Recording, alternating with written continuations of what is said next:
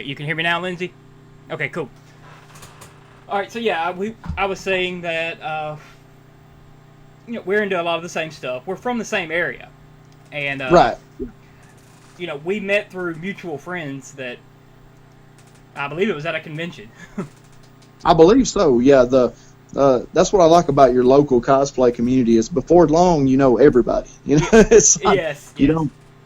But yeah, so you've got your Ghostbuster, you've got Mhm. Master Roshi. Right. I don't know how many Star Wars cosplays. Well, once I got in the 501st back in I think it was 2014. 501st costumes get to be kind of like tattoos. Once you get one, you they just snowball from there and out of control. Yeah. Let's see. You got the Tusken Raider. You've got Commander Cody. Mm-hmm. Sand Trooper. Sand Trooper. Imperial Gunner, and I've got pieces of a TIE pilot. A TIE fighter pilot was what I originally got into the 501st with. That was my first costume, but I'm in dire need of a larger flight suit. I'm a little bigger than I used to be. I got you. So that was your the first cosplay you ever done was the... Actually, the first cosplay I ever did was Link from Legend of Zelda back a long time ago, ages ago. Okay. Yeah, you've been cosplaying probably as long as I've played D&D. Right, we kind of swap. We're kind of the opposite when it comes to that. Like I started cosplaying late. Yeah, and I come into D&D late. I started cosplaying roughly around when I was about 18 years old, 17, 18 years old. I started toying with it, and then I didn't get into it hot and heavy until I could afford to. I had to start. Yeah. I had attempted it when I was younger, but no money, so. Right, exactly. You gotta. Which I tell people not to let that stop them because you can. I know you make a lot of your own stuff and it's phenomenal. And I've watched the evolution of when you started just get better over time, and now you've got the Yodalorian though. Yeah. Which is pretty epic. Yeah. Let's see here. Which one is it? Ah, there we go. Okay, so here we go. There's pictures of you, and it'll just cycle through. Let me see if I can get on here without it.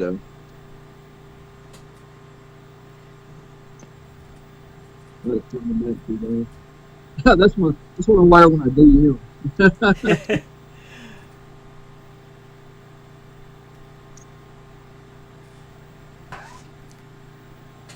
And my wife Lindsay, she's credit for a lot of the photos.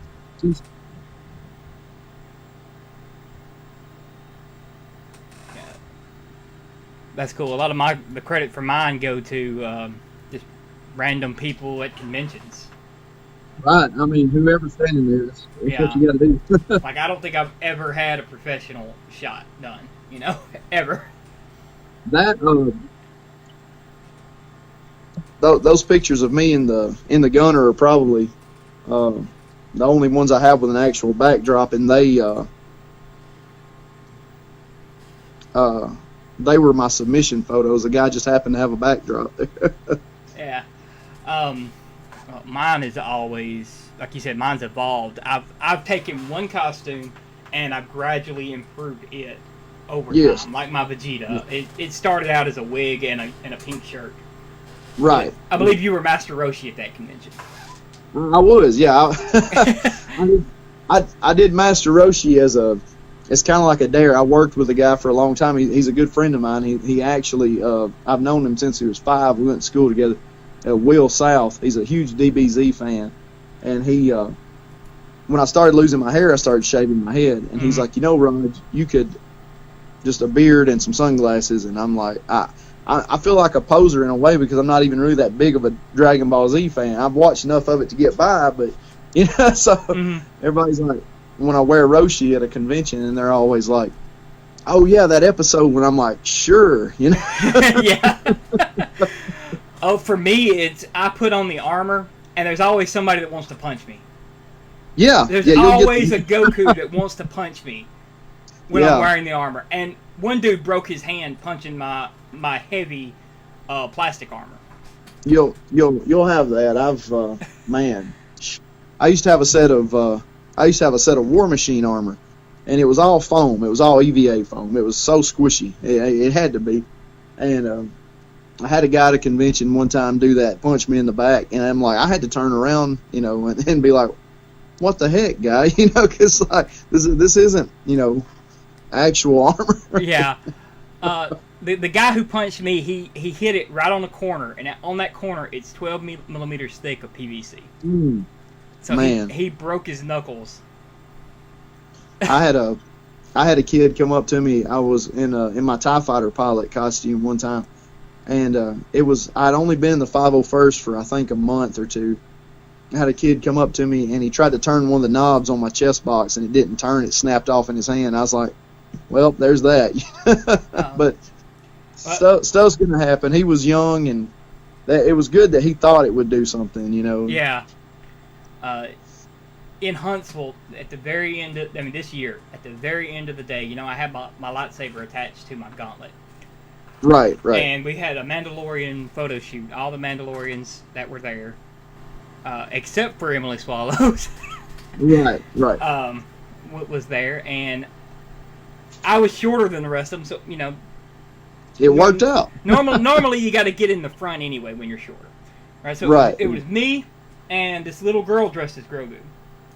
And when nice. And when I bent down, I broke my lightsaber. Oh no! Like I hit the floor so hard because I had been walking in this thing for 2 days, and I was exhausted by this point, and I hit the floor too hard and just snapped. You'll have it happen. The fatigue. A lot of people don't realize when you cosplay.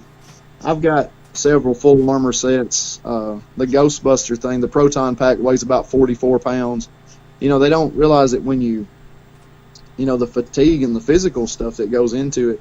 The Tusken Raider is basically you're wearing a comforter, no matter if it's 60 degrees outside or if it's 104 degrees. Yeah, I was gonna ask you about how hot that thing is. Well, I learned with my test run in Huntsville this year that I do need a sweatband to wear under the head.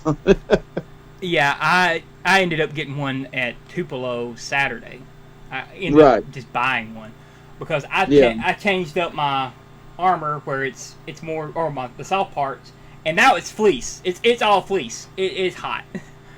Yeah. But I about passed out on stage up there. It gets hot in costumes if you don't prepare for it. It does. My record, where I absolutely thought I was just going to die. We did the World of Wheels troop in Birmingham a couple of years ago, and we had some guys that had to leave early, and that's a shoot-a-trooper event. Now, what a shoot-a-trooper event is we set up a backdrop, and we get out there and we set up Nerf guns. And for a donation, this one was for the Children's Diabetes Foundation. For a donation, you get to shoot at us with a Nerf gun. And the bigger the donation, the bigger the Nerf gun, And they're sucker darts, which is great because we're all in plastic armor, so they stick to us, Yeah. But we had some guys that had something come up and they had to leave, and I was in my Commander Cody for 6 hours solid, and I thought I was gonna die. That I didn't come out. Shannon Oliver, a good friend of mine, the guy that's over our local sand trooper, our custom sand trooper garrison, Red Rain. I'd actually came in for a breather and took my helmet off and went to go back out there, and he stopped me and he's like, "You're not going back out there." I was like, "Yeah, I am. I've got to, So, but it's all worth it. In the end, it's worth it. Yeah, I was going up on stage. I had been in it from 8 o'clock until 5 o'clock. That's when the cosplay competition was. Right. Was at 5. And, I was about ready to die right there in the crowd. just waiting to get up there on stage. So, yeah, they call my name. I put my helmet on. I do my best Din Djarin impersonation, walking up on stage. Right. And then I go back and I take my helmet off. So yeah. I'm trying to catch my breath. I almost fall off the stage. Yeah, it's one of those things that when you cosplay and you're under there and you are super hot or you're super tired and somebody wants to stop and talk to you or take a picture with you, and it's like, you have to make a full effort to do that, but sometimes you're trying to shuffle back to where you can take a break or whatever. Right. I've kind of learned to just slowly stroll. That way, if somebody does want to come up and talk to you, they can kind of, stroll with you there and walk with you. Because a lot of times, a little moving air up under those costumes make all the difference sometimes. Yes. If you're wearing heavy plastic and you need to breathe, move. That's the best thing for you is to move. Yeah. And we have fans in a lot of our helmets, and that helps out a lot. As far as like keeping a little bit of fresh air blowing on you, but then like I said, there's the Tuscan. There's the Tuscan. Yeah, I mean, mine's not far from the Tuscan, but I've got a neck fan that just blows air straight up into it. The problem is I've got to get another one because it does not last all day. It goes out, and then you're screwed. Like when that thing goes out, it goes from 80 degrees to 120 real quick. Yeah, real fast. This year at Tenrin with Old Man Link, it was probably the most comfortable I've been in a costume in a long time. It was real airy. The only thing really heavy was the Hylian shield and the Master Sword on my back, and even that wasn't that bad. So it was quite refreshing to do that. Other than being a full body armor, carrying a 15-pound gun around. Yeah. That's me after in my Vegeta cosplay. The only thing that's hot on me is my head because I got that big helmet wig on. Yeah, and that's go ahead. That's what I try to advise to a lot of people that are cosplaying that do those heavy builds like that. If they're just jumping right in, I'm like do a couple of light, fun to wear, gigs too. Because if you do a 2 or 3 day convention, and if you're like me, you don't want to be there not in costume, but you can do your heavy for a while, and then if you get hot or fatigued, you can change out, and get into something light and airy, still be in costume, and have fun with it. For me, it's when I'm in costume, when I'm there, I'm in costume. Period. Yeah. Like I do not get out of it. But I don't ever bring any extras with me because I typically know, like okay, I'm overheating. I'm gonna go take it off, cool down, get out of the convention for a little while. I'll go sit in the car, or go back to the hotel room, if I have to. But most of the time I'm cosplaying during the winter, like Comic-Con, stuff like that. So it's a different kind of heat because you're dealing with heaters, going.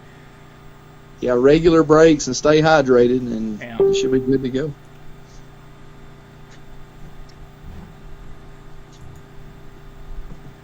Yep. So, how long ago did you get into D&D? I got into D&D.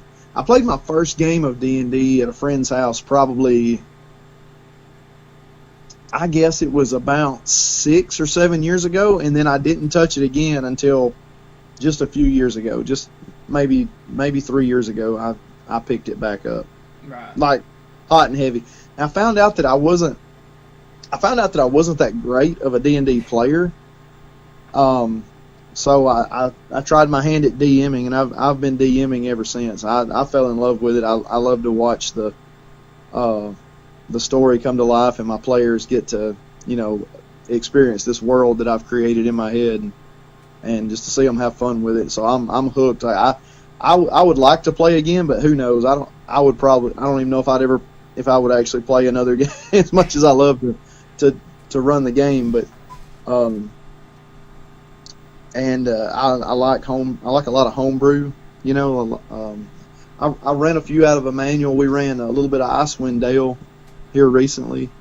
The manuals are great because they're all laid out and everything, but I do like to make up my own stuff as I go.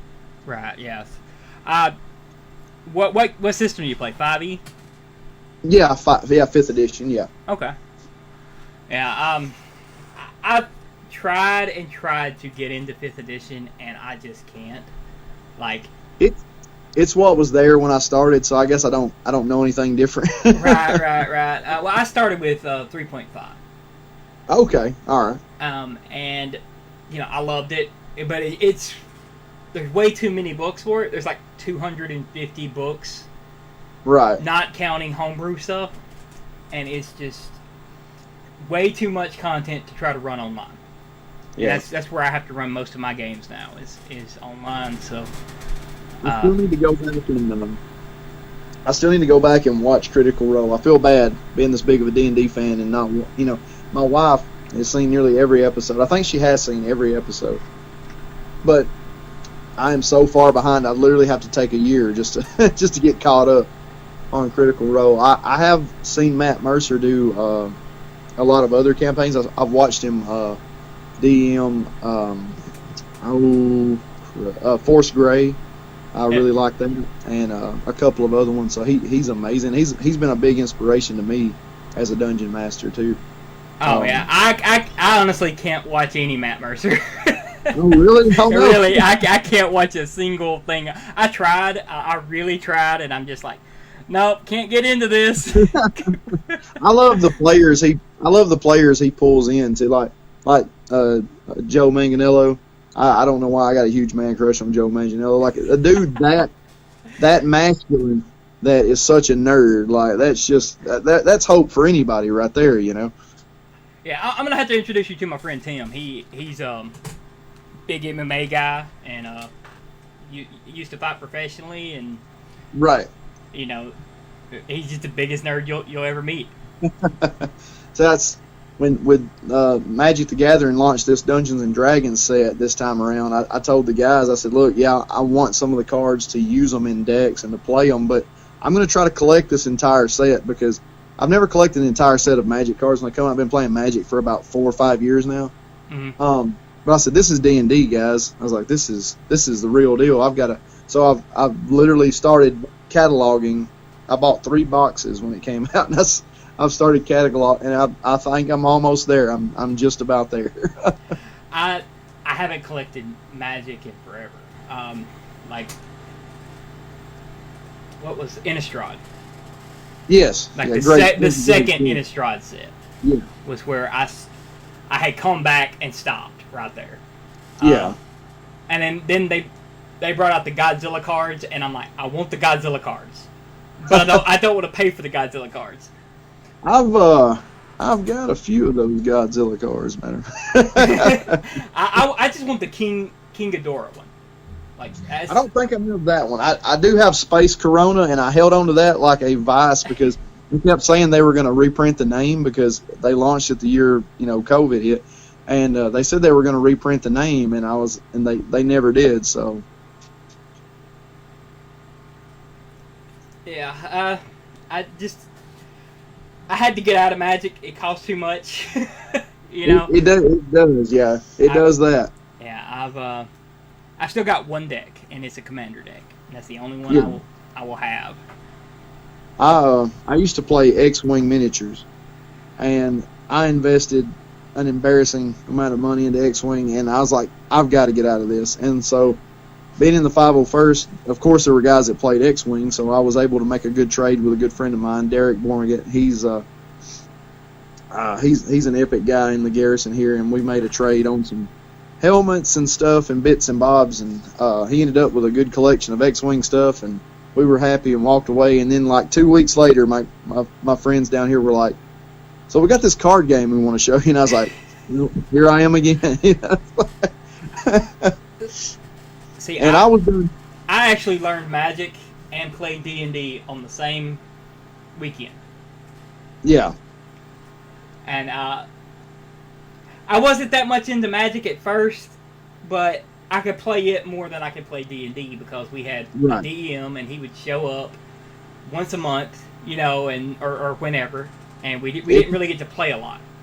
It's hard to get people together for D&D. I've learned that over the years. And then we got a pretty steady group after that. I started DMing, and another friend of mine started DMing. Yeah. And then, right. we played every weekend for about a year, and then we split up, and I started playing online over Skype with a dice roller. Yeah, we And played. yeah, We played during COVID on.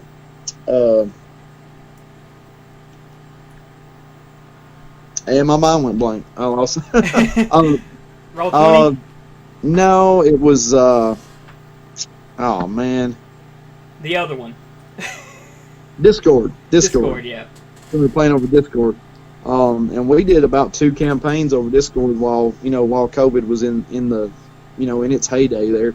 Uh, so I mean it was a little easier to get people to come together on the app, but I prefer the in-person experience. Everybody, if they want to do their little voices, they can. There's the interaction and everything. yeah.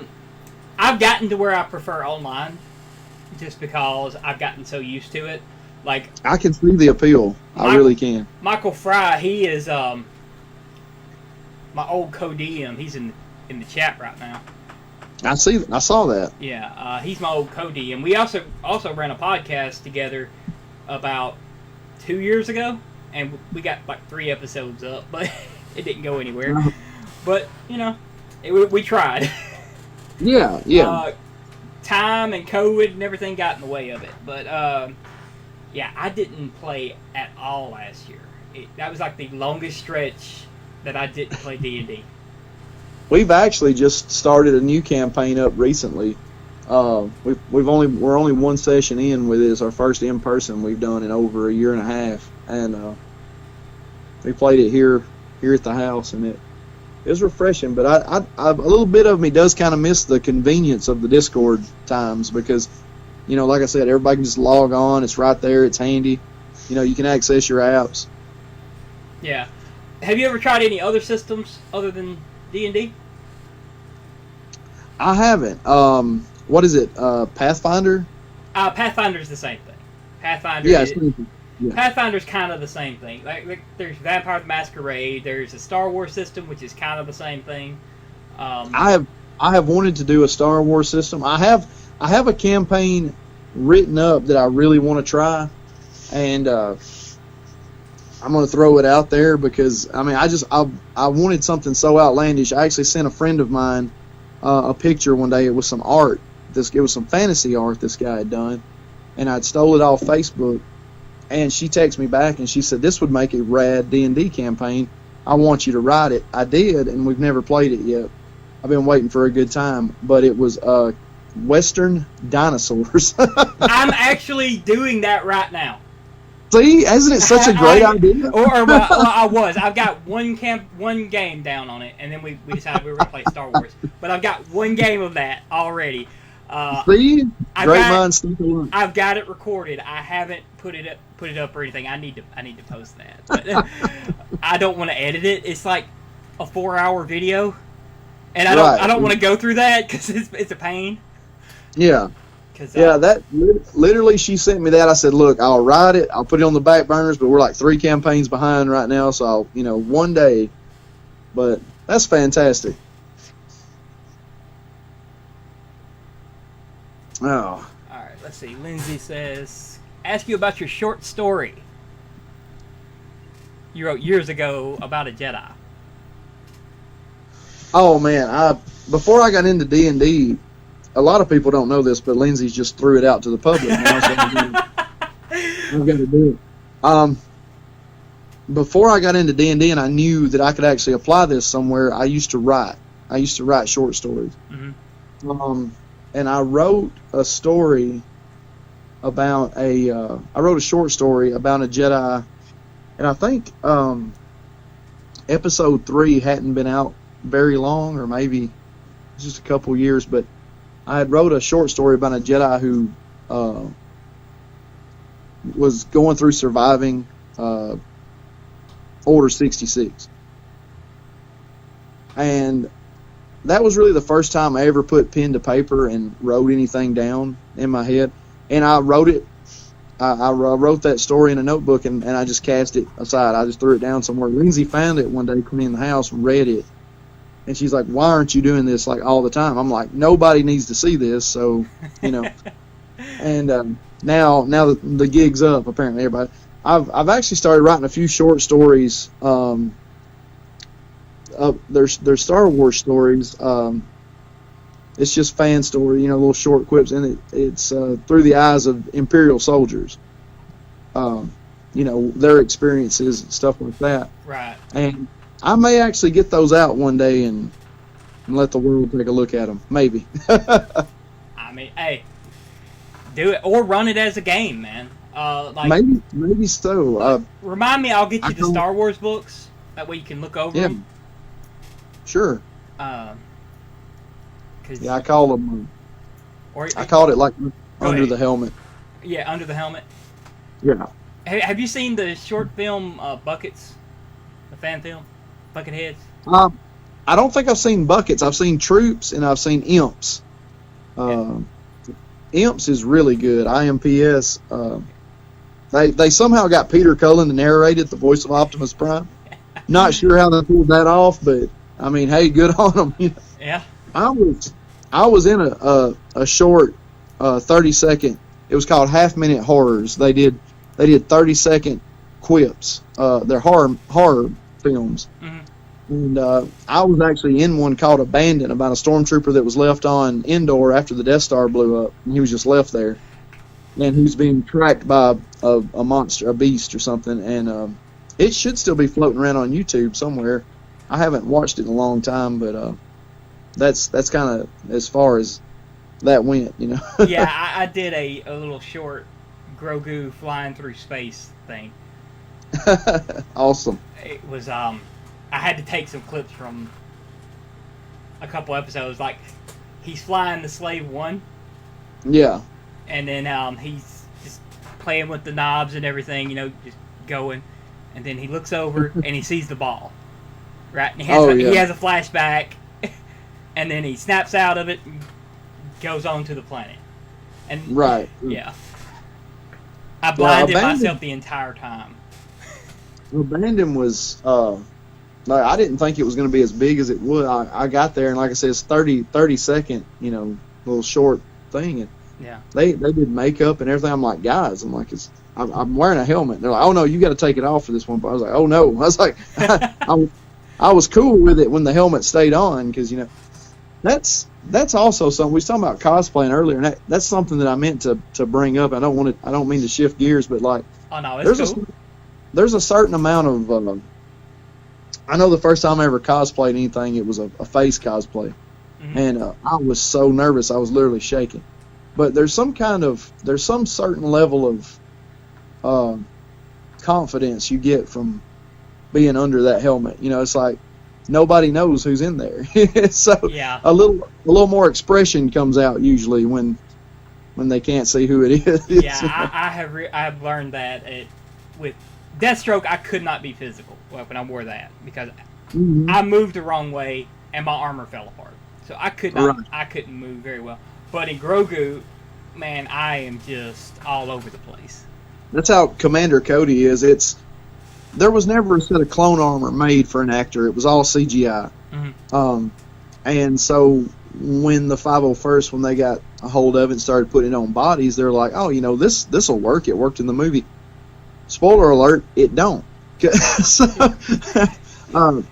there's no seams in it, so it doesn't work really good. You got to trim it out real good. So when I get out of Cody, it looks like I've been in a blender for a few hours. Like I'm cut all to pieces, and usually got a few bruises and cuts and scars, you know. But you know, that's me from just walking in Grogu. So yeah. I will walk and my ear will bump something, and my ears are solid. So what it does is it pushes my face into the shield. It turns the helmet, yeah. But it doesn't even really turn the helmet. It just bumps and it stays where it's at, and I go forward. It just stops. Yeah. Yeah. So I'm beating the crap out of myself trying to move through small corners. My first Tusken Raider I had, we were doing the there's a festival in Fort Payne, and it escapes me right now. A little street festival they do over there, and we were over there, and I was in my first Tusken Raider costume. I had a gaffy stick with that one, and that one I couldn't see out of. The new one has big eye sockets I could see very well, but the old one was severe tunnel vision, and I was carrying a gaffy stick which had aluminum metal blades on the end of it. And one of the guys that was in's wife was walking beside of me, kind of co-handling for me. And she said something, and when she did, I turned and caught her right in the face with that gaffy stick with those metal blades on. And I was like, I am so sorry. I have no peripheral vision in this thing, you know. So I hit a Wonder Woman right in the ass with my lightsaber. I did not realize it until the lightsaber stopped. But right. I turned around, I'm apologizing, and my face was beet red under that helmet. Well, that's at least it wasn't Captain America. That way you could say that's a miracle. Oh, if it was a guy, I would have went on with a joke with it. But I think the most embarrassing thing I've done. I used to have a Deadpool cosplay, and we did Yuri's Night in Huntsville one time.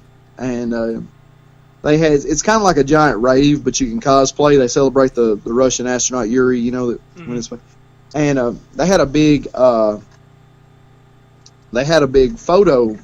shadow screen up, and we were up there with a couple friends. You go behind the shadow screen, they projected light on you, and you can dance and do whatever, and it would just be your outline. So I'm back there with like 4 other people, and one guy who we were there with, he comes off the stage wrong, hits the screen, and the whole thing falls. And so this whole massive like screen falls forward and hits the ground, and the only person left standing up there when it does is Deadpool. And I'm just like, you know, it kind of played off good, because if I'd been cosplaying anything else, it wouldn't have made as much sense. But everybody had a good laugh about it. But at the same time, I was as red as the suit. I was so embarrassed. Yeah. I think a few people were even like, Wade, you know. Oh, yeah, it's kind of great when stuff like that plays out, but one of the best and most terrible experiences I've ever had in cosplay was we were in line for a competition, and it was at I can't remember the hotel, but not the one in Atlanta, but the one in Birmingham for Comic-Con.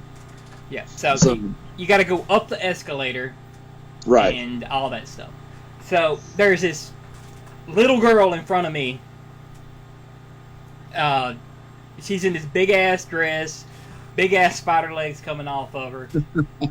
Her dress gets caught, and she falls on the escalator in front of me.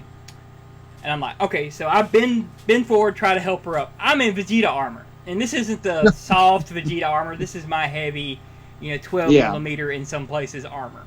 So I bend over, out of instinct to try to help her up. And I free her dress, and I get her where she's not sitting on the escalator. But I'm holding her there, and I'm like, look, don't freak out. I'm going to help you up when we get to the top. I'm not going to let you get hurt. But if you freak out, we're both going to get hurt. Okay? Yeah. I'm just trying to keep her calm. And we get to the top of the escalator, and I pick her up, and I just tear every muscle in my body. Oh, no. Yeah. So I'm to the point where I cannot even move until I get on stage for the cosplay competition. The Deadpool thing I mentioned was the only embarrassing time that I can remember. I was at Dragon Con, and this happened. Apparently, I had people tell me, and I didn't remember it because obviously it's Dragon Con. Yeah.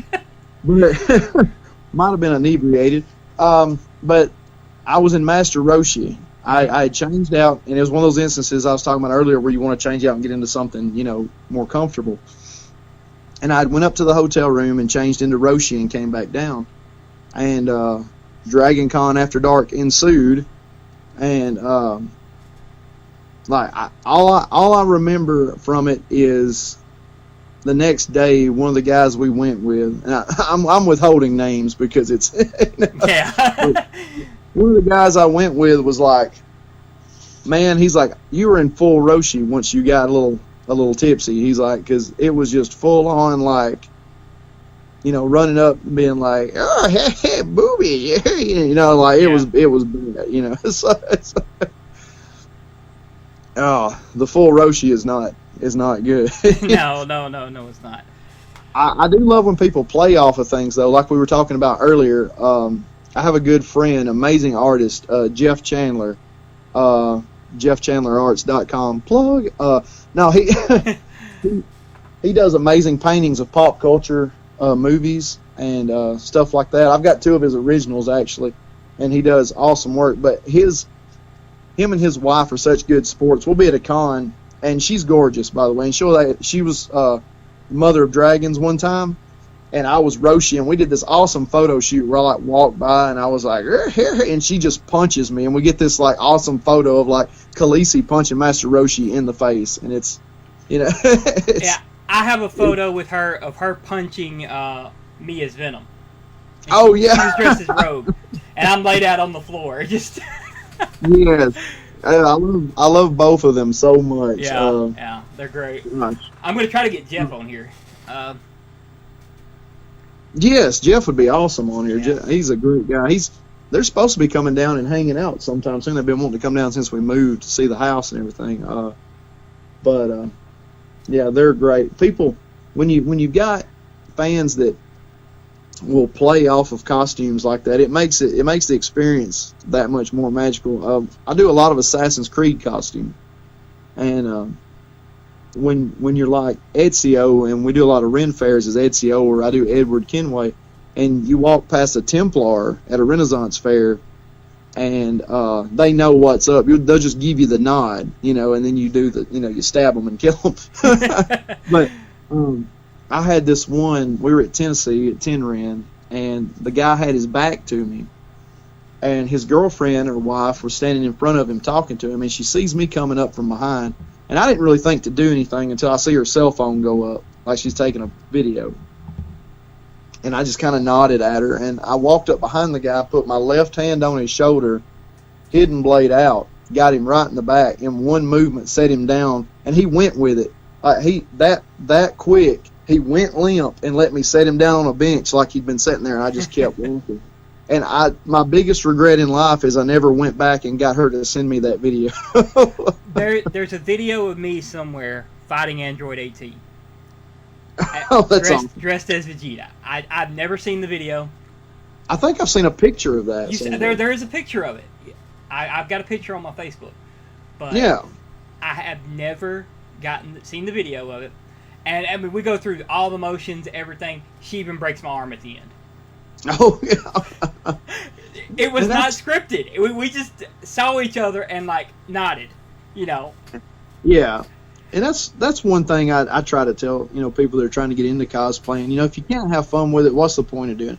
You got so much. There are so many people that'll lose themselves, and like, there's a lot of drama in the cosplay world, you know, and stuff like. But you can't let yourself get involved in that. You'll forget why you started doing it. It's for the fun and for the fans, you know, and to give somebody a good experience. Because, you know, we say it a lot in the 501st. If as a cosplayer, if you can take somebody's mind off, they're having a bad day, or maybe they've gotten some bad news or something like that. But if you can take their mind off of that for just 5 minutes, then you've done your job. You know. Yeah. Make anybody's day a little better. I had a girl. I don't do them a lot, but I do Professor Snape from Harry Potter. And I did that as a favor to my wife when Alan Rickman passed away. We you know, that's her cosplay for me. You know, I did that for her, and we both loved Alan Rickman and his work, and as kind of a tribute to him.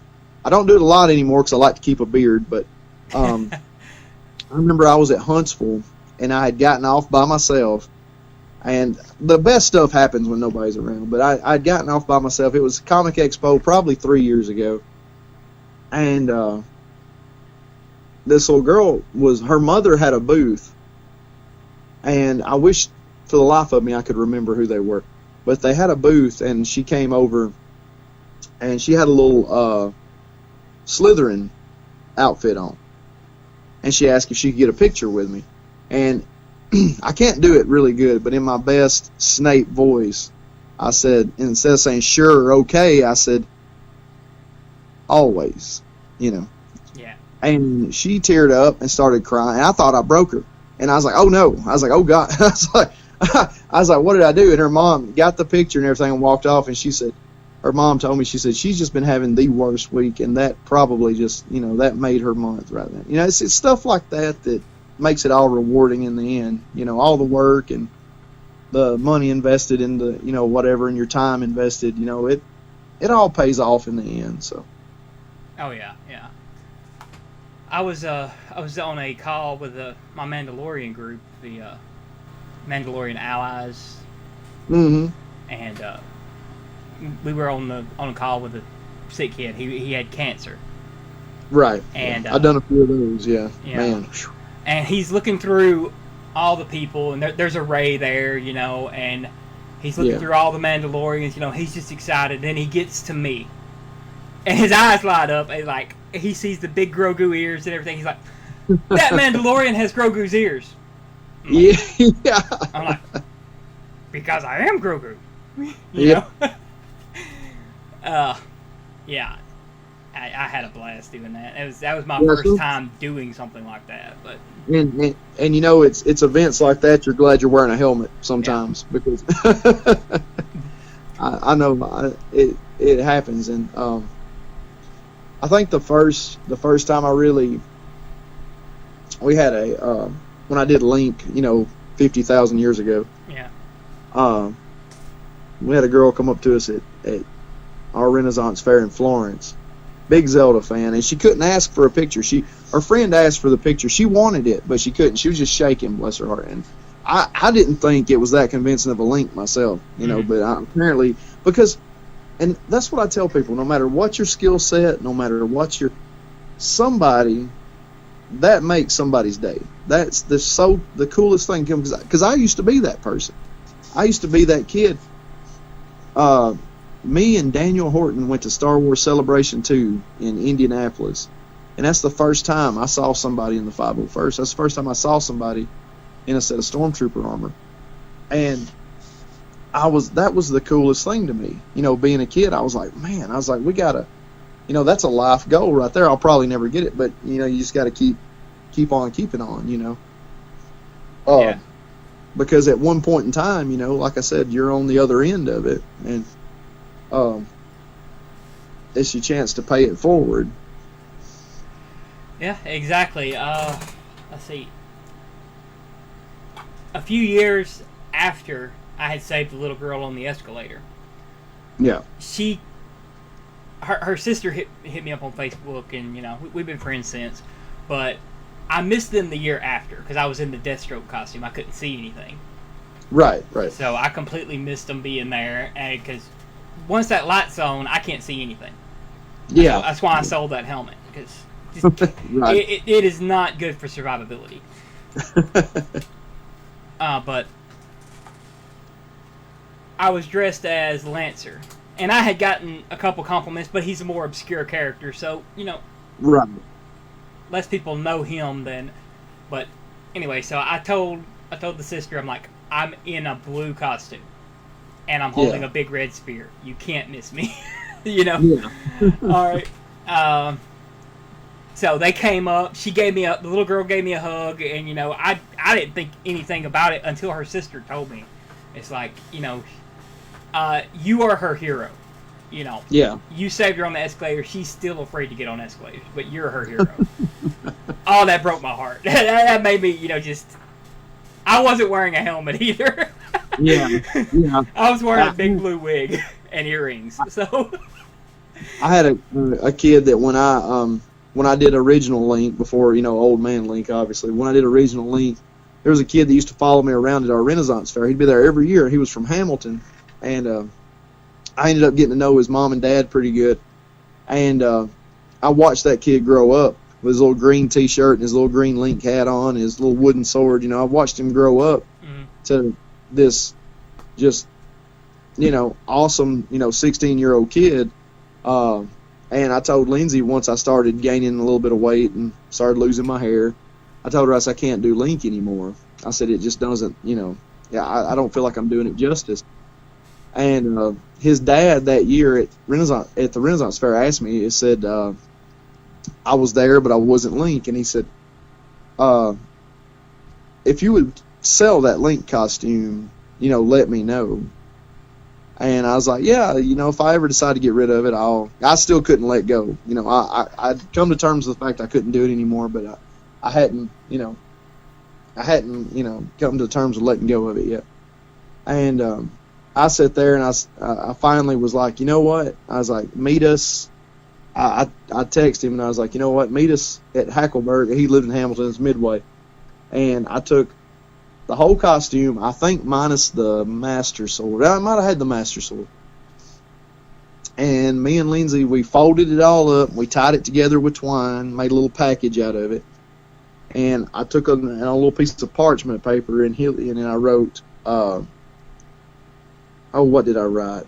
Something about the hero himself may fade from legend, but the sword and the legend pass on to another. And I put that in there, and I let him have it. Oh, that's cool. And that dude, for the next 3 or 4 years, I saw him at the fair in that costume, and that was rewarding too. Giving something back, passing things along. And that's why I encourage anybody that asks, about getting in the cosplay or costuming. There's always somebody that can help you. That's what's great. And your local cosplay community, like we was talking about earlier, you'll get to know everybody. And there's always an expert at something you need somewhere close by, And that's why you just don't be afraid to ask questions and get to know people that are doing this, because some people have been doing it a long time. Hell yeah. Like I said, you've been doing it probably. You've been cosplaying as long as I've been playing D&D, and I've been cosplaying as long as you've been playing D&D. Right. So, before I even got into cosplay, really, I was going to the Merc meetings in Huntsville with a friend of mine. I wasn't even going to build one. I was just, there. I did a stint in the Mercs. Yeah, they can. They don't take no for an answer. They're like, no, you're gonna do it. So. Me completely turning them down was me putting the ears on my helmet. That was it, right there. Yeah. That settled it, right? They haven't asked me since. I'm actually working on a Mandalorian costume. I think it's the first time I've ever seen anything publicly about it. I happened to glance over there in the corner and seen it over there, and I was like, hey, there's that. I'm working on Boba Fett from The Mandalorian right now, and it's really slow. I'm just picking away at it, but hopefully he don't change his armor up too much in the book of Boba Fett, because that, I may fill that dent in this helmet up with some Bondo and just do a custom if that happens. But Speaking of the Mandalorian cosplays, when are you going to do Mayfield? Oh my gosh. Oh my gosh! Listen, a tank driver is another full armor set, and I love Bill's character so much in The Mandalorian. I love him as a comedian. Yeah. Bill Burr, man, he is so great. You know what? If I didn't have to take on another full armor build, because you have to do the tanker from the neck down and just not wear the helmet. Why don't you do the one from the heist? Oh, with the gun thing on his back? Yeah. Just that. That might be a bit more doable. I'd have to rig up the gun thing, but that might be a bit more doable. I don't know that. The tank driver outfit was pretty. I love that episode because I do too. That's Dave one of Filoni the best episodes. And Jon Favreau. Man, those two men. There's a plug in that episode to a genocide that happened in Battlefront 2. Yeah. that's how inclusive they are in the Star Wars universe. Those two men about putting things that the higher ups would have erased from Star Wars canon back in and giving the fan service there where it's needed, and not knocking, Disney. They I'm 501st. I got my house bugged, but they own me now. But not knocking them or anything. They've done a lot of cool stuff with. They've jump started the franchise and all. But those two guys right there, they are so good about putting those little nods in. And when Bill's character, when Mayfield got teary-eyed over that, over mention of that, and shot that officer, man, that was probably my favorite part in both seasons of The Mandalorian, was that exchange between them two. That was one of my favorite parts. It wasn't my favorite. Yeah. My favorite part of both seasons has to be the Luke Skywalker reveal. Yes. Yeah, they did so good. Like, do we even need actors anymore if we can CG that good? I mean, they could save a ton of money. No, I digest that. Yeah, that is the only scene. I don't get emotional. I'm very much a robot. Anybody can tell you that. But that scene had me in tears. It did. Yeah. It's just 30 years of shit coming all at once is what that was. Right. Speaking of scenes bringing you to tears, nobody bother me tomorrow until about 10 o'clock because we get a new Ghostbusters trailer tomorrow for Afterlife. So it drops at 9 Eastern, so that'll be 8 here. So from about 8 to 10, I'm not going to be okay tomorrow. Yeah. I've had my Ghostbuster stuff packed up, waiting on Afterlife. That'll probably be the next time I put it on. Because November happens before Halloween, and that's my go-to for Halloween is my Ghostbuster stuff. So, I'm actually going to be wearing Grogu to a little Halloween event. Awesome. But yeah, the Mandalorian, man, like, I love that rugged, like, dirty space feel, like Firefly. I was a huge fan of Firefly, still am. I love Firefly.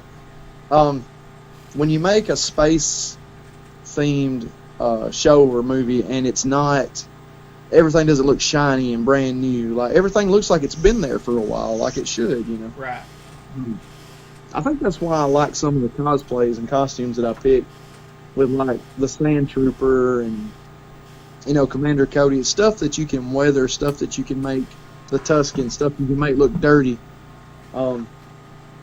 Because I had a guy come up to me, I think it was Dragon Con, and he was in a clean white TK, and I was in my Sand Trooper, which I've probably over-weathered, to be just completely honest with myself. But I had him come up, and he was, stood there in costume. He's like, geez, that's a lot of dirt you got on that thing. And I didn't know the guy. I don't know what garrison he was from, but I was like, yeah, well, we work for a living. My dad couldn't get me stationed on a space station, so. I thought that guy was going to die laughing. He thought that was the funniest thing in the world. Every time I see you in the Sand Trooper, I always think of this story from another point of view. It's a Star Wars book. Yes, yes. So the Stormtrooper, he gets on Tatooine, and he wants to be a Mountie so bad. Right, yeah. Like he just wants to, he's one of the ones that doesn't get mind controlled. Yeah. Yeah, he just happens to be standing there like, oh no, why are you listening to this guy? Yeah, I remember that now. Yeah, he's like, those are obviously the droids, and his commanding officer's like, no, the guy just said they're not. And he's like, why are you listening to this guy? Yeah. And he ends up stealing a dewback. I mean, it's great. Yeah. Those.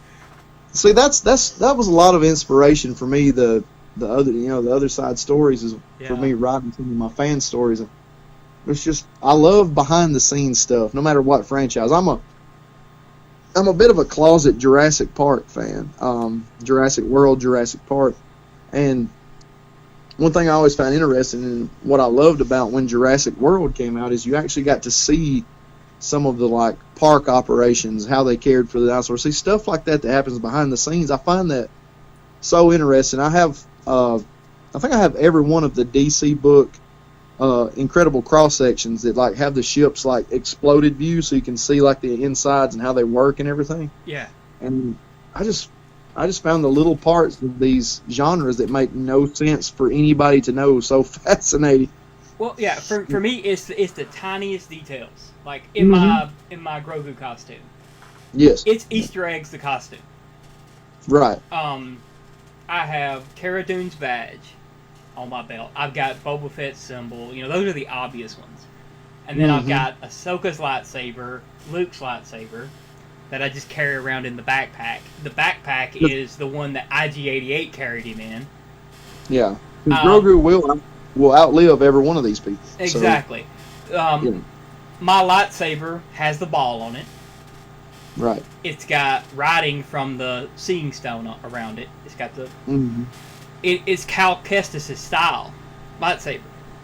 Most people don't pick up on that one. That the forks are from Cal Kestis. Yeah. Cal Kestis. Great game. Oh yeah. And then it's got the mud horn, you know. And then all my armor pieces are bigger than they should be. Yeah. Like they're at least 25% bigger to make me look smaller in pictures. Right.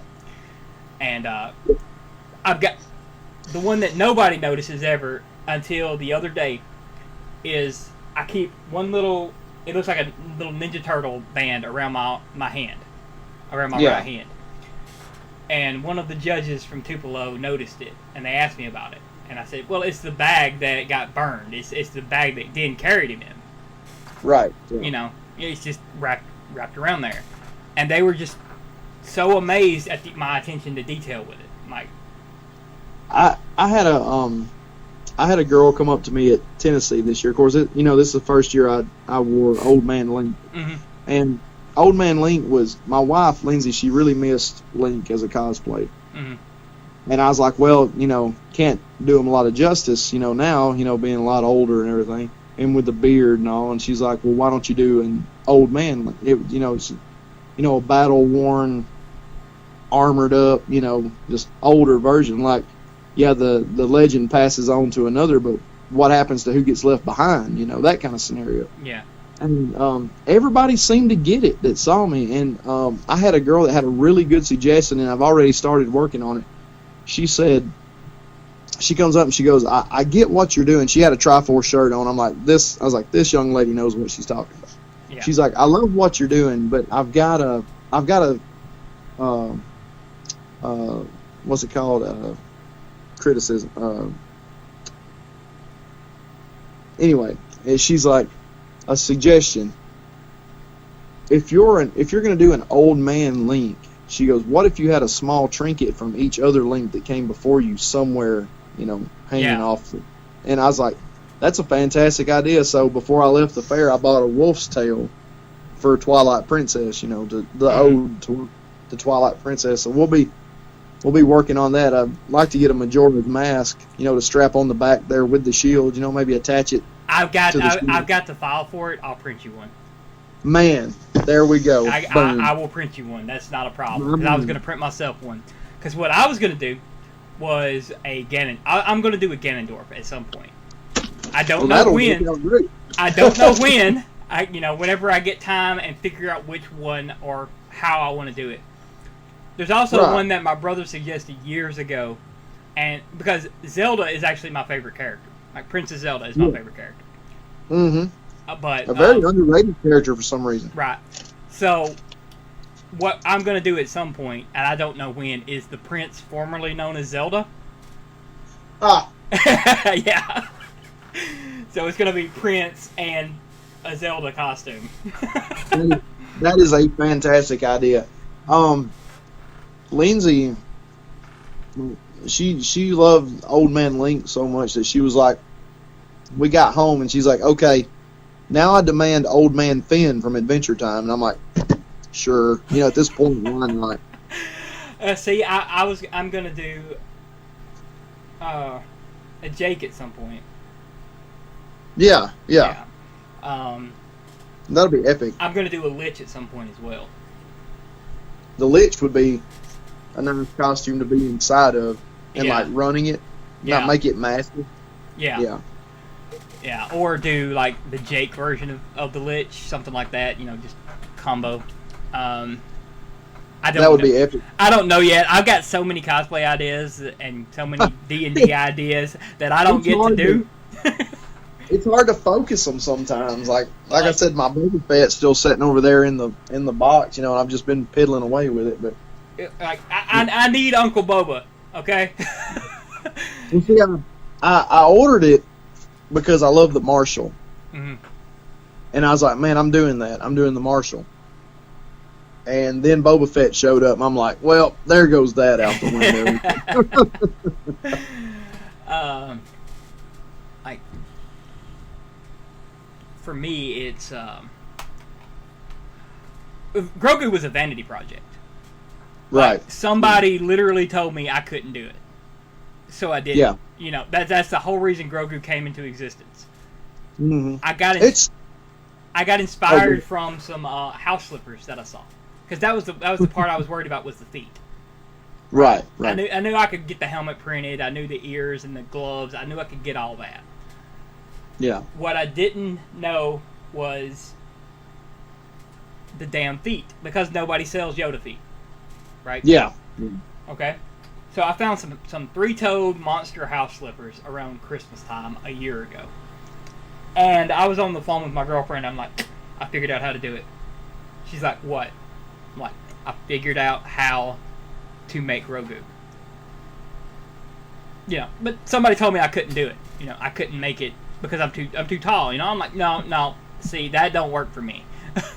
I'm that type of person where if you tell me not to do something or you tell me I can't do something, I'm gonna do it just to prove you wrong.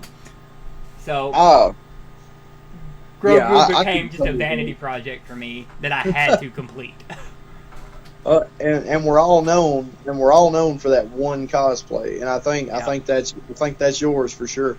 Yeah. Before that, it was Vegeta, you know, or right. And then people loved my Lucifer, but yeah, I didn't want to wear it anymore. I wore it one time. I ran into a Constantine. I was done with it. You know, Man, I've got cosplays I've wore one time, and that was it. I did Spider-Man Noir. Yeah. I've got a Fallout costume, a Vault Dweller, Pip-Boy and all. I don't think I've ever wore it to a con. I wore Lancer one time. I joined a group. I've got a hunk from Resident Evil. I've got Chris Redfield. And I don't think I've ever wore. See, we need to huddle up. We don't even know what each other's got. We need to huddle up and figure it out. I mean, I've got Lancer from Fate Stay Night, which we could be doing a lot of group cosplay here. We're sitting on the verge of a bigger thing, I think. You know, that it's funny that you mentioned that, because I told the Mandos the other day, I'm like, you know, if we went on stage at the same time, we would win, right? Just everybody huddle up. Yeah. You know, we would definitely win the costume competition if we all went up as a group, because there's hardly any group competition anyway. Yeah. You know, but like, see, we definitely got to get together and work on some stuff, because like people loved it when we were Grogu and the Tusken. The Tusken, yeah. Yeah, because it made sense, because the Tuskens played a huge part in The Mandalorian, and I'm so glad they finally got a little bit of limelight, because you got a little bit of a glimpse into their world. I love that. Oh, yeah. Like, again, that background stuff. those guys were talking to you about the Tusken sign language, you know. Yes. And then I walked up in Grogu and started doing it. Yeah. You know. Yeah, I'm glad for that. Like I said, Filoni and Favreau, they do a great job. Yeah. But yeah, that's. Oh man. So, have you seen the poster the new Grogu poster? I have. Yeah, Okay. I have. Yeah. Um, So apparently he's gonna have a yellow lightsaber. that excites me because I used to play. What was that? What was that? Old Jedi Power Battles. Yeah. And I believe that was the first game you could change your lightsaber color on. And I would always change it to not yellow, but I would change it to orange. Orange is my favorite color. Mm. And I think that's so cool that they're now identifying that as a canon lightsaber color, yellow and orange. You know, I believe Rey's lightsaber at the end of the new trilogy, I believe it was yellow or orange, one of the two. I think it was yellow. Yeah, I think it was. And that's I actually had one of my employees today ask me about the white lightsaber crystal, and I said, I know Star Killer had a white crystal option you could pick, and Ahsoka has white blades. I'm not sure if her crystal's white. I said, so I think that made the significance. He's like, yeah, but what's the significance? I was like, well, I've been out of the loop for a minute. I said, but I'm pretty sure that would relate to like a gray Jedi or an outcast. It's a purified crystal. Purified, so, that's it. Yeah. Yeah. So they take a red crystal and they focus on it, and they try to push the darkness out of it. Bleach it, if you will. Yeah, and it's basically what happens to it if you are, say, a gray Jedi. Because there was one that did it, and his turned yellow. But yeah. So it's pretty much just purifying it. Or you're Samuel Jackson and you just ask for a purple one. Ask for a purple one, yes. Yes, and you get a purple lightsaber that's canon, and then they got to come up with a reason for it later. You know, but, yeah, it's... Cosplaying is a trip. I love it. That's probably my favorite thing to do, and I don't get to do it enough. Yeah, I encourage anybody that is even remotely thinking about it to just go ahead and do it. If you're thinking that you've got the slightest interest at all in cosplaying, just do it. The communities are great. The people are great. I mean, yeah, you're going to have your jerks like you do anything else, but who cares? Have fun doing it. You know, do your own thing. Yeah, don't let anybody affect you as far as that goes. You know, just don't let anybody affect. And I know I've been sitting here for the last hour talking about how I can't do.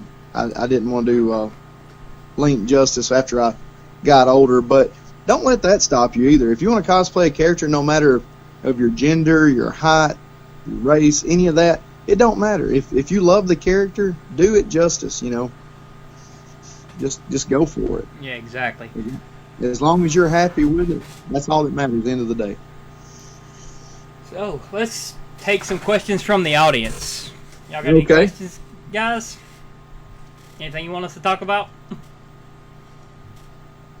I think Lindsay's in here, so that might be a loaded question.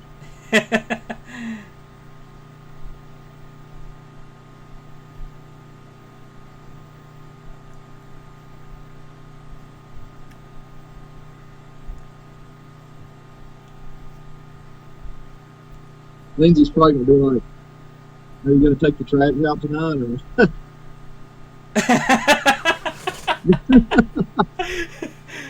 Oh, Master Asher, come on now. You know that would be a great idea. No. Oh, goodness. Now, okay, so what he's referencing is a Star Wars game I ran. Oh, okay. Okay, so Master Asher was this asshole master. He wouldn't train anybody unless they could survive his trial. And he had to think they could survive it before he would even take them on as a student. What he would do is he would grab them, he would grab his new Padawan and throw them off a cliff. That's quite a trial, yeah. If they survived, he would train them. Wow. My most ambitious idea, mine or his? That's good.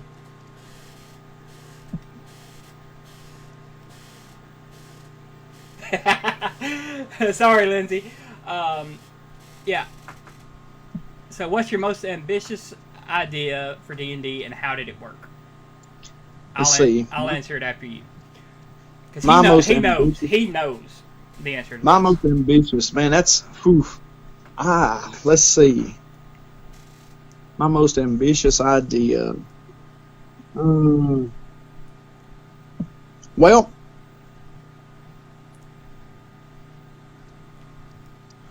I'll tell you. I don't know if this counts or not, but I'll tell you something I had to do, and maybe this will work. I had a large play group one time. I took on a 10-player play group my second DM out, and I should be beaten for doing that, but I did. And everybody was great, but I had this one guy who was a murder hobo. Like, this guy made murder hobos go, "Geez, guy, like, calm down," you know. And I guess let me retract this whole story doesn't even matter right now. My most ambitious idea. Okay, so I had an NPC. My first one was a kind of a steampunk campaign, and I had an NPC. He was a dwarf that worked in the engine room of an airship. His name was Todd. All this guy was an NPC that was a witness to a murder. All he was. No backstory, nothing. The party thought Todd was the murderer. So here I go. I'm having to come up with this entire backstory on the fly of how this dwarf working in this engine room was not my main villain of this campaign, to try to convince these guys. And so after they finally decided to leave Todd alone, they went on with the campaign the way I had written it out, you know, the storyline anyway to be played. But halfway through, I flipped the script on them, went back and rewrote Todd to come back at the end and actually be the villain. So like this entire thing, they're walking around like freaking Todd. Like every time something would happen, he don't even matter anymore. He's just an NPC that's long gone. At the end of the campaign, I have him come back in a giant steampunk mech suit built out of the airship that he dismantled for like a just giant boss battle. And it nearly killed like 4 of them. And they're like, "We knew it was Todd." And I was like, "It actually wasn't, but you guys did this to yourself, you know." And so, it put them through hell, but they were creative, and they finally defeated Todd, the non-mattering NPC dwarf guy in the end, who ended up being the main villain of this campaign. So, let's see. For me, it would have to be Grim Fates. So, the children of fairy tale characters, come together to battle Cthulhu. I mean, sure. Yeah. Basically, the Cthulhu monsters were invading their story. And it had timelines, it had alternate timelines, all kinds of crazy, chaotic shit. Like, Mike there, he was the son of the huntsman from Snow White. Right. Yeah. And then, you know, we had, like, Aladdin and Jasmine's daughter, a whole bunch of others. Beauty and the Beast kid, he could transform, and just a lot of chaotic shit. Well, this ended up going into a second campaign, in which case it was split between 2 separate timelines. The first one wasn't that ambitious, but it leads into this one. One of them takes place in the past, and the other takes place in the present. So I'm running one side of it, and Mike here is running the other. Oh, wow. Yeah. So 2 DMs running 2 separate timelines in the same game. And trying to tie all this together. Well, that's pretty. Yeah. And it worked. It worked very well at first, but then we got to where we couldn't communicate. We couldn't keep things going. So we both were ended up having to figure out how to get this thing to go, because I was working all the time, so he was ended up running more of his side of it than I was, and then I ended up catching up with my side of it. But it came together amazingly at the end. Oh, go ahead. I'm sorry. Oh, no, you're good. I had a player that, when we ran Icewind Dale, he wanted a familiar, very bad. But he was in a class that could have familiars. Mm-hmm. So he kept on and kept on, and finally they get to this village where there was a shopkeeper who made little tiny totems out of whale bones. Mm-hmm. And he asked if he could buy a little mink totem and have a sorcerer enchant it to become a familiar. And I'm like, man, that's out there. But I had the daughter of the shopkeeper be a sorcerer. Mm-hmm. And the kicker was she was 8. She was 8 years old. So she came out there, did her thing, made this mink into a familiar. So now the guy had a mink familiar. He paid his gold, a lot of it, mm-hmm. and he got what he wanted. He got his familiar. The part I didn't tell him was at the beginning of each session, because the young enchantress we had here was 8 years old and hardly knew what she was doing. At the beginning of each session, I had a list rolled out 1 through 20 of different animals that are ridiculous, and that familiar would change into said animal. And I think the beginning of the next session, he had his little mink ferret thing up on his shoulder, and it just poof toward us and just flopped off into the snow. It just. And he got so frustrated because his familiar just kept changing every session. It turned into a octopus one time. Oh. All right, so let's see. Lindsay asked, what's a cosplay you've always wanted to do but felt intimidated to try? Oh, wow.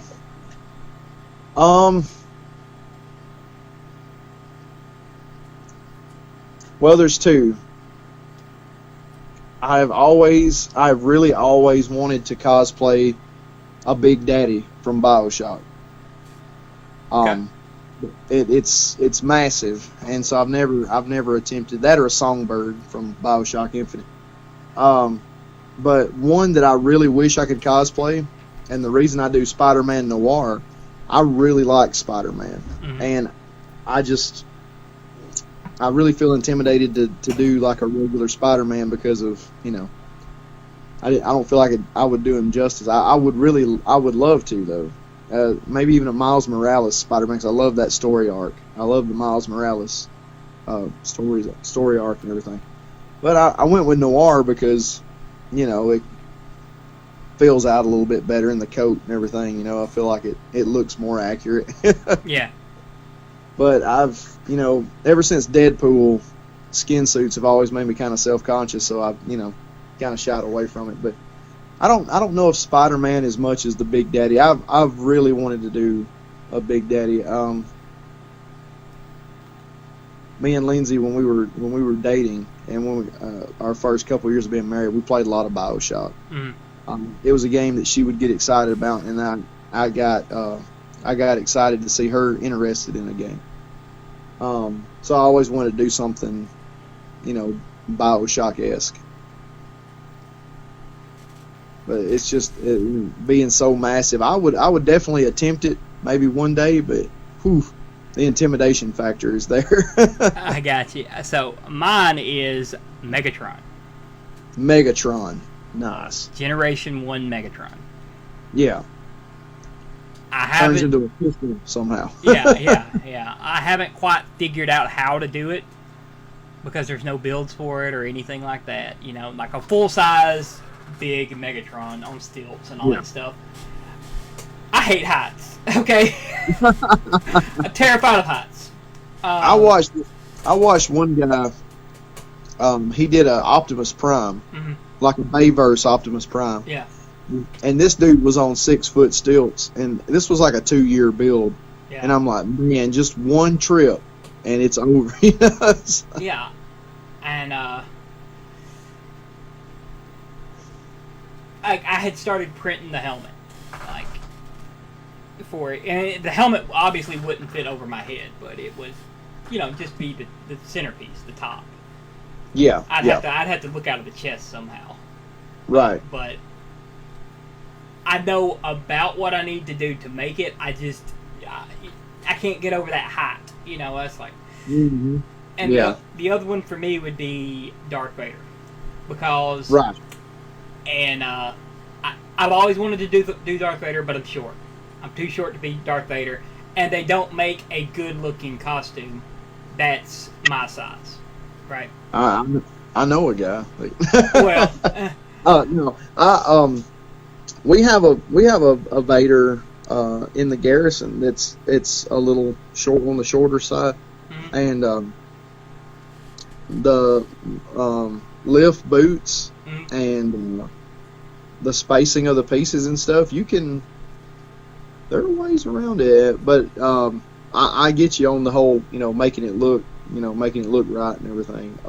Yeah, I'm a perfectionist, so if it doesn't look right to me, I'm not gonna wear it. Like, I understand. I wore the Vegeta armor, and I didn't realize how much I hated it until I got in it. Yeah. So I've changed it up and I've altered it to where I could wear it anywhere now. I love it now, but yeah. I think this is the push I need, because too many people have finally said it. I think I'm going to start looking into the Mayfield thing. Do it, man. I think I'm going to have to do that, because I don't think I look like a lot of people in the face, and that one may be one that I just have to bite the bullet on and just do that. So, well, I keep getting asked why I'm not doing like the actual Mandalorian, Yeah. And I'm like, well, I started it. I had started doing that because people tell me, if I shave my goatee off and just have the mustache, I could pull it off a lot better. The helmetless one, and I'm like, well, I started with Din Djarin armor. I started with his shoulder pads and his gauntlets. Yeah. The person I bought the shoulders from, they're cheap made, like they're terrible. Yeah. So I painted it. It looked good to me, everything, and then I forget what happened exactly, but I had to strip the paint off of it. I chromed it. I chromed it, and then I didn't like the way it looked when I tried to clear coat it, so I had to strip the paint off of it. Well, the second I stripped the paint off of it, all the hollow parts were revealed. Oh man! Like every other layer of it is like skipped. So what they did was they set their printer to jump, basically. Right. So it doesn't have any infill in it. They use a lot less plastic than they should have to build it. And now it's got cracks and broken and all that stuff, and I was mad. And I'd already started working on my Grogu build by this point. I had the latex headpiece and everything and all that.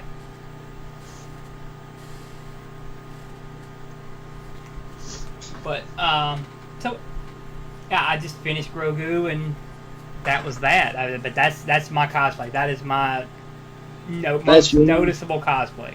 That's your cosplay. You own it. I don't know if I have one. I probably do. I just don't realize.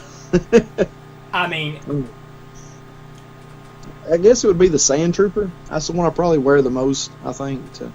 I've heard Sand Trooper, and I've also heard Snape. Snape. I hear Snape a lot, and for no more than I wear it, maybe I should start wearing it more, because I get that a lot too, and I may have to start doing it. And Andrew's the one who told me that. Oh, really? Mm-hmm. Oh, man. Miss that guy. Yeah. But yeah. Oh. Yeah, I may have to dig old Severus out for the Halloween season, maybe. Love the way the cage. He had told me that a long time ago. He's like, all the armor and stuff that you wear, it's Snape. Snape is your best cosplay. I don't know. Man. For me, looking at it, I think it's Old Man Link now. Yeah, I have a lot of fun with Old Man Link. I was bummed out I couldn't find my ocarina before I went. I can only play 2 songs on it, but I couldn't find it before I went to Tenrin, and I was like, man. Matt, I was walking around with my backpack at Tupelo. Everybody who knows you knows me, and they're like, "Where's Bryan at?" Yeah. I'm like, I don't know. Like, man, I don't know. It's like, leave me alone. Like every time I go to a convention and you're not there, somebody asks me like, "Hey, where's Bryan at?" I'm like, "Oh man," because we always end up wearing like something, something similar to the same convention. And that's another thing I love about the cosplay community and the cosplay world is like it's seeing people that you know from different walks of life that you know from somewhere else coming together and talking to each other. Like I remember one time we were doing free comic book day over at Top End over at Kevin's place, and I had Wade Haddock from the Florence Ghostbusters, a good friend of mine, talking to Jay Wood from the 501st, talking to Mason Lee that I know from the Renaissance Fair, and they were all just in there having a conversation, and I'm like, man, this is cool, and they're like, what's cool? I'm like, you guys don't get it, but I do, so just keep talking, you know? Yeah. Yeah. Let's see, I trooped with Jay once. It was... Jay's a riot, man. Oh yeah, Jay's fun. I was a shadow trooper. One of our friends was a Mando, and then Jay was his TK. Yeah. And we were at Toys for Tots. Yeah. And that was a horrible experience. Like that was just a bad day. I'm not gonna even go into the story, but it was not a fun cosplay. I let talking about Jeff Chandler earlier and his wife. They had a Star Wars thing up at our Walmart up here a couple of years ago, and I'd always told Jeff that I wanted to put him in the armor, see what happened. And he comes up, and I had just finished my Imperial Gunner, and I said, Jeff, I got this thing, but I don't have bodies to put in suits. Would you come up and be a trooper with me? He said, yeah, man, I'll be there. So him and Ashley, they come up, and I put him in my stormtrooper, or my sand trooper. I put her in my gunner, and I wore Cody. And it's so weird to see three of your costumes standing there in the same picture, and you're not in but one. Right. But he said about the same thing. He's like, man, I appreciate this. This was awesome. But to hell with this, get me out of this. But he had a blast, man. I love those two to death. But yeah, we're gonna have to get together one day in the same place and just start pulling totes out and going through stuff and making a deal. Definitely, because we are into too much of the same stuff not to be group cosplay. Exactly. Yeah. 100%. Let's see.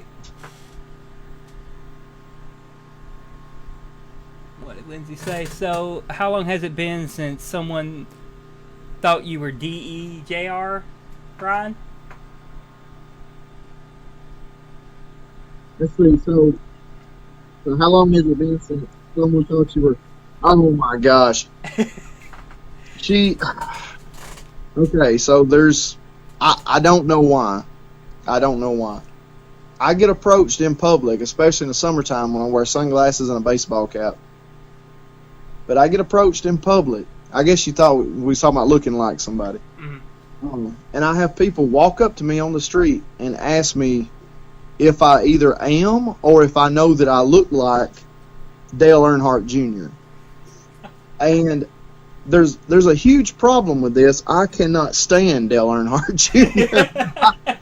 I haven't watched NASCAR in probably 20 years, but I literally can't, I'm like, and I think it's because people keep telling me I look like the guy, like nothing against him, but like I can predict it now. They'll walk up and they'll say, hey, you look, I'm like, Dale Earnhardt Jr. They're like, how'd you know I was going to say that? I'm like, because I hear it 47 times a year. Like, it's only when I wear a baseball cap and sunglasses. So I don't know if NASCAR cosplay is a thing, but like I guess if I could get like a racing suit and a hat and some shades, like apparently I'd be a dead ringer for the guy. I had a friend that lived in Hamilton, Casey Wayne. He used to work EMT at Talladega. Mm. And man, we're getting far left field right now. He used to tell me that he worked in the pits as an EMT, and he's like, man, if we could just get you a jacket, that's all we would need, and a hat and some sunglasses, and we could just you could walk around and we could make some side cash signing, autograph. I'm like, no. I was like, for one, I'm sure that's illegal. and two, I was like, I'm not doing that. Yeah. Somebody grabs me and throws me in a stock car, and then I'm in bad shape. I had somebody at Huntsville. They're just looking at me, right? And I catch them looking at me several times when I have my helmet off. And I walk up closer, and they're like, "Okay, you're not Pedro Pascal." Okay, I'm like, "Okay, I look like since when do I look like Pedro Pascal?" I guess at a distance, I don't know, but yeah, we were kind of confused as to why he was dressed up like Grogu or here. Yeah. I saw Lindsay's comment. She does have to do my makeup and everything for Snape. That's one thing I can't do is like any kind of like makeup or hairstyling or anything like that, like the wigs and stuff. Oh. Obviously, I have to wear a wig, so. Yeah. But yeah, she has to do all my like lines and stuff for Snape. I have to do the makeup thing for Vegeta and Lancer. Yeah. Like, I'm not a fan of it, and I hated it in Lucifer. I hated doing it for Lucifer. But I had the full makeup, the guy liner, everything. Yeah. Just to look like the character. And then for Vegeta, I don't do anything but get an eyebrow pencil for my eyebrows. And I just draw on the Vegeta, the blue eyebrows. Same thing for Lancer. But Lancer, I was trying to actually do the anime makeup, following tutorials and stuff. And so the night before, and there's a story behind this. So I got my spear in from UPS. And this is a $100 prop. UPS guy breaks it on my car while he's bringing it to me. Okay? So I don't have time to return it or anything like that, to get another one. And I'm just like, okay, well, I can fix this. It's not a problem. I can just glue it back together. So I glue it back together. Not before the convention. A big storm blows through, blows my door open, knocks the spear over, breaks it again. Oh, man. And I'm pissed. I'm just furious. Like, nothing was going right with this cosplay. I tried to make up the night before, I finally got my spear fixed and everything, but it broke one of my LEDs strips. Oh, man. When it broke that. So, I'm like, okay, I'll just hold it one specific way. Not a problem. I still got the other LED. The button's still attached. Everything still works. Okay, so I put the makeup on, and the makeup breaks me out. Oh, no. So I'm pissed. I'm just even more pissed. So the next day I just get me an eyebrow chalk. The breakout goes away the next day, and before I get to the convention, I get some eyebrow chalk from Walmart, and I put it on my eyebrows, and I go as that. And then I'm sitting there just having the worst luck. And then somebody comes up to me and is like, "Man, we've been following you on your whole thing on Facebook." It's like,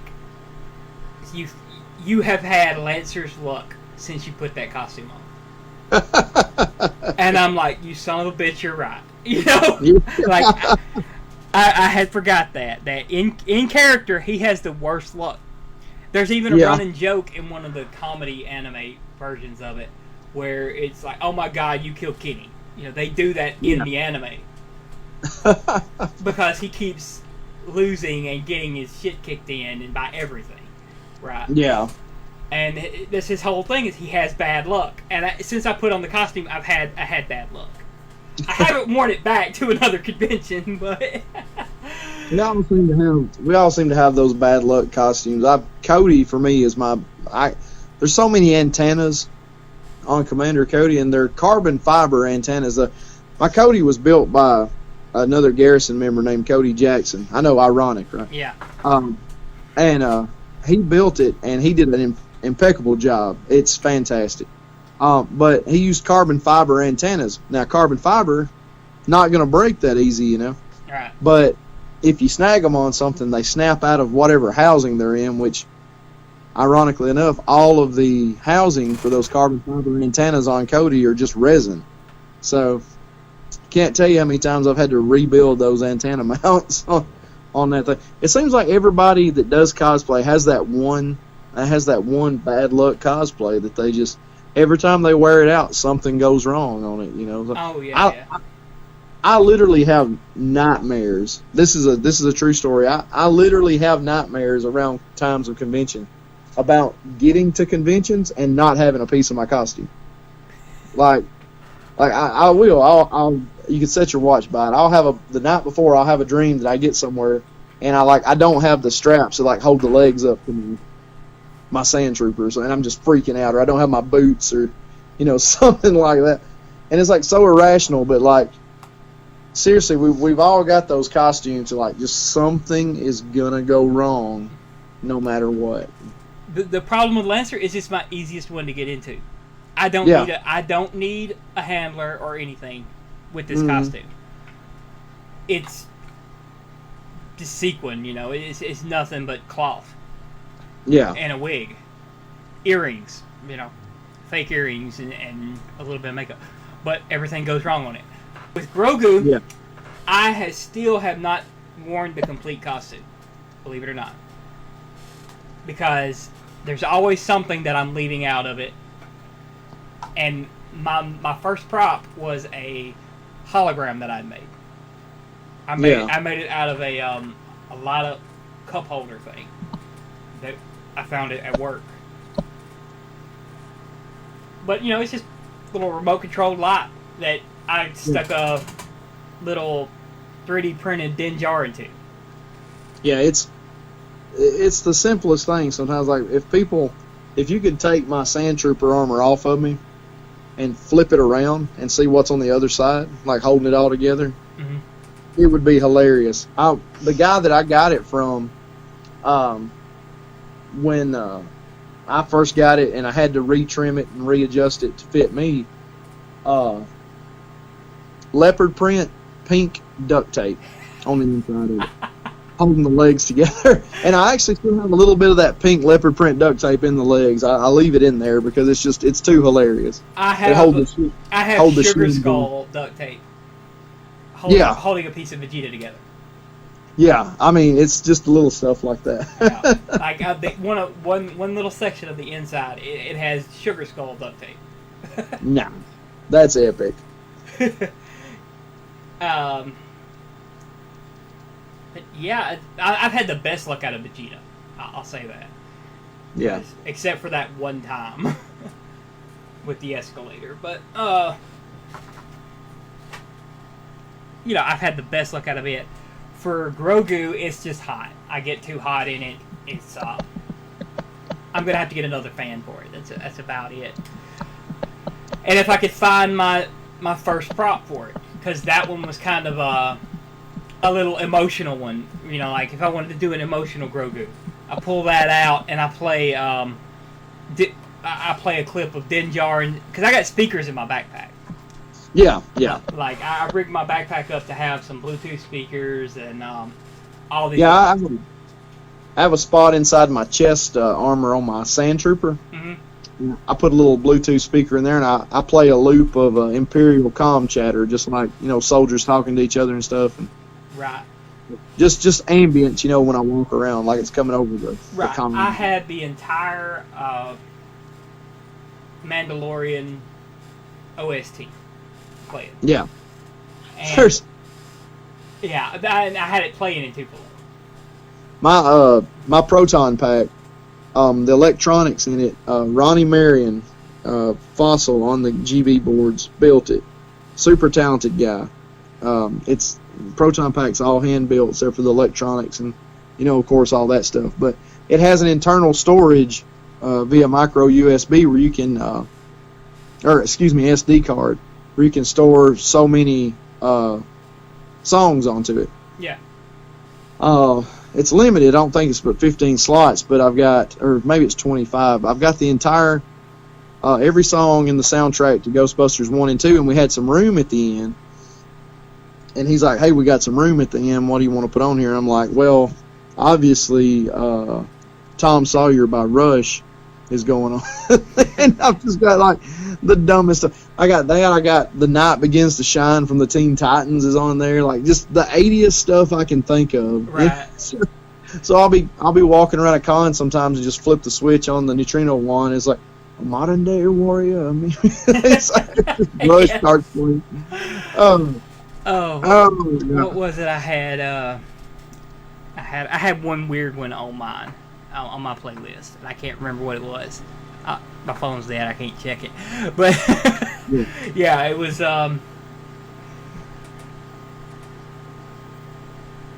I've gotten to where I want to be. I want to cosplay with groups, you know, as opposed to. I want to find somebody who's the same as me, like. Right. And that all started with Vegeta, because it would be one Vegeta, me, with 20 Gokus around, and I'm like, right, damn it, I gotta fight every one of these. I'm gonna have to fight every single one of these before this day's over.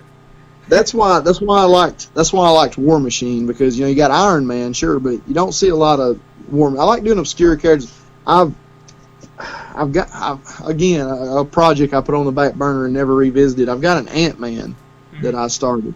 I got the helmet and started piecing some other stuff out, but that's one that I like the non-mainstream characters like that. I had a Bluetooth speaker in War Machine. I played AC/DC over. See, I want to do Skeletor. I want to do Shredder. I want to do the 80s bad guys, like a lineup of the 80s bad guys. Shredder would be balling. I've got the helmet. I just got to print the rest of the stuff and make the helmet smaller because it's way too big. Like, I don't know. It's a latex. I'm going to print me a new helmet, but the one I've got is it's latex and it's super big for some reason. Like, nobody wears one this big. There's a guy from California, DB's Turtles, and he does the actual turtle suits, like from the 80s movie. Yeah. They're cast off the originals, Yeah. And I'm not gonna delve. I've actually PM'd the guy and asked him, a price, and it's substantial. But I told Lindsay one time, I said, how would we? Like, are we talking a divorce if I go ahead and pull the trigger on one of these things? Because I would really want, to do it. And my favorite turtle was Michelangelo growing up. The Ninja Turtles were just a big part of my childhood, so I would really like to do that one day. And Lindsay's like, well, I think the only way I'd ever be okay with you actually doing it is if you went ahead and did it and you got Donatello, because that's my favorite. That would be the catch. Is you have to do my favorite turtle, and that's not that big a deal. Like, that's a pretty good compromise. One thing I wanted to do was Leonardo as Shredder, like Leonardo in the Shredder armor. Yeah, that would be cool. Yeah. Or because I've got like the size and I was gonna put like all the Turtles color bands on my arm, and I could just use the Grogu hands for it. That reminds me. I had this idea.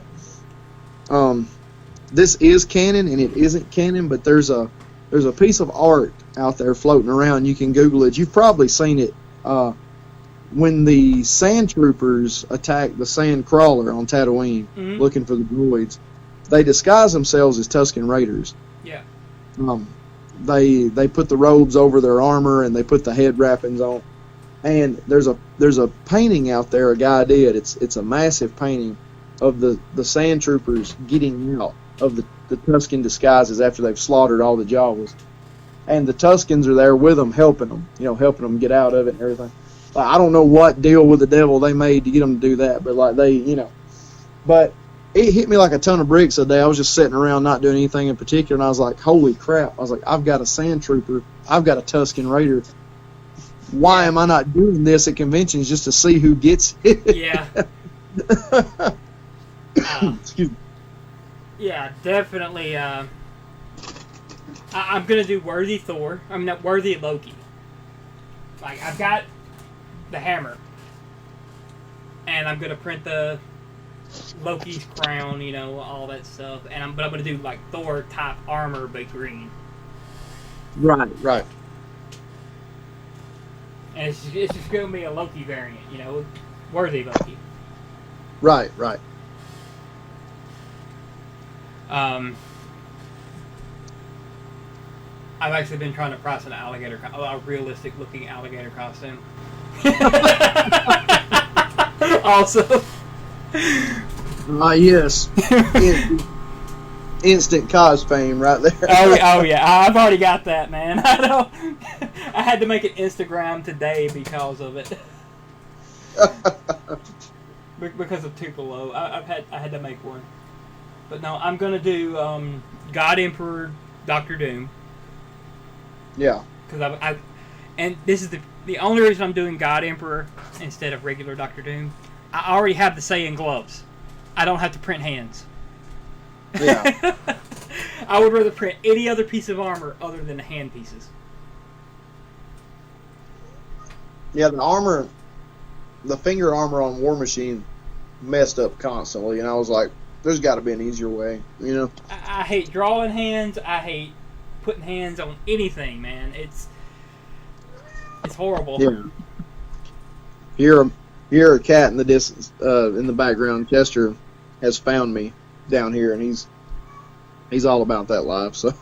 But I bought a God Emperor Doom action figure, and I got to looking at it, and I'm like, I can do that. I've got the gloves. They're just saying gloves. The rest of it's just armor, body armor and stuff. I could piece all that together. I printed the helmet or the mask already. I just haven't painted it or anything. But yeah. And Lindsay is the last one remaining. You got any more questions, Lindsay?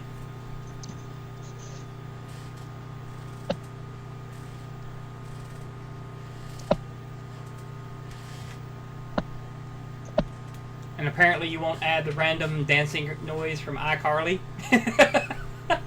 Oh, to my Proton pack. Yeah, when we were loading the music on my Proton pack, she wanted us to load the random dancing song from iCarly on there. You know, it's like, it goes off, it's like, whoop, random dancing, and it just plays music for whatever reason.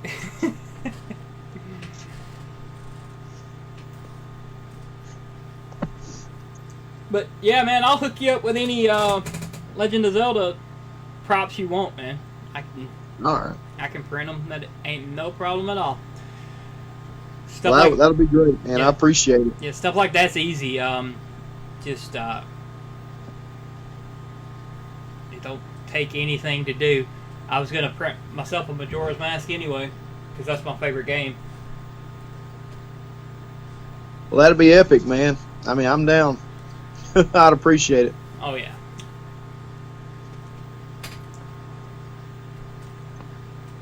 Well, I think that about wraps it up, man. Got anything else you want to say before we? Not really. It's just, except, you know, like I stated earlier, if anybody is interested or want to get into cosplaying or running a D&D game or anything nerdy, and you just got that little tick in the back of your brain to do it, just do it, man. Do it. Like Shia LaBeouf. Don't let your dreams be dreams. There you go. Find a group. There's always people looking for players on Roll20. If you can't find a group in real life, you can definitely find one online. Always groups. Same way with cosplay. There's always groups of people out there. Always Facebook pages. Yeah. No matter what genre. You can find it. All you have to do is look. And you don't have to look far. Nope. If you don't have the means to create what you're looking for, talk to somebody who can print, because they're all over the place. That's it. We got a really good guy. We bought some of our stuff from. It's Curtis Malone. Is that his name? Oh yeah, Curtis does good stuff. Yeah. He cleans it for you and everything. You don't even have to worry about it. Yep. Yeah, it comes in great. So you just have to paint it. Just got to paint it. Yeah, maybe a symbol or something. Yeah. Well, Scott, man, thanks for having me on tonight. It's been great. It's been a hoot. Oh yeah, man. Anytime you want to come back, you just let me know.